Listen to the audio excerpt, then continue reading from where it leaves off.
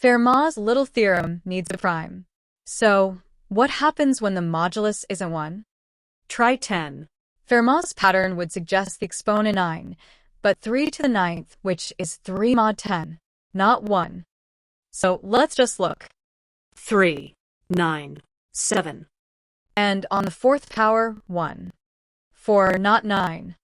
Which means the real question isn't what exponent works. It's where does 4 come from? Line up the 10 remainders. Not all of them are usable. 2 times 5 is 10, which is 0. A number that can hit 0 can never come back to 1. Anything sharing a factor with 10 is out. 2, 4, 5, 6, 8, 10 gone. What survives are the numbers coprime to 10. 1, 3, 7, and 9. 4 of them. And that count has a name. Euler's Totient, phi of 10, equals 4. That's where the 4 came from. Now watch why. Here are all 10 remainders on a circle, the 4 survivors in teal, the rest in gray. Multiply a gray number by 3. 2 goes to 6. Still gray. The two worlds never mix.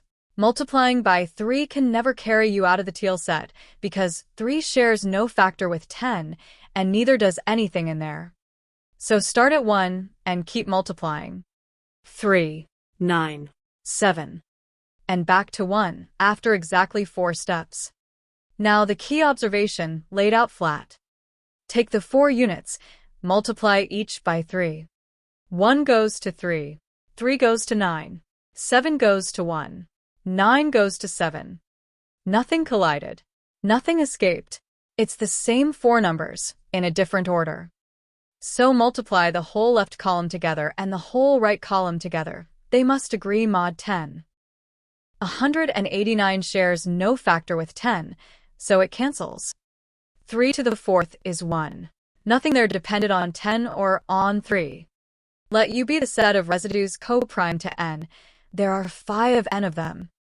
First, if A is coprime to n and U is coprime to n, then their product is 2. So multiplying by it keeps U inside U. Second, if AUI and AUJ are the same, then since it is invertible, UI and UJ were the same. So nothing collides. A map from a finite set into itself that never collides must hit everything. Multiplying by A is a reshuffle of U. So the product over the shuffled set equals the product over the original. Pull out one factor of A from each of the 5 n terms. And that product of units is itself coprime to n, so it cancels from both sides. A to the phi of n is congruent to 1, mod n. One last thing. Set n to a prime. Then every number from 1 to p minus 1 is coprime to p, so phi of p is just p minus 1. And Euler's theorem becomes Fermat's. Fermat counted the primes. Euler counted the units.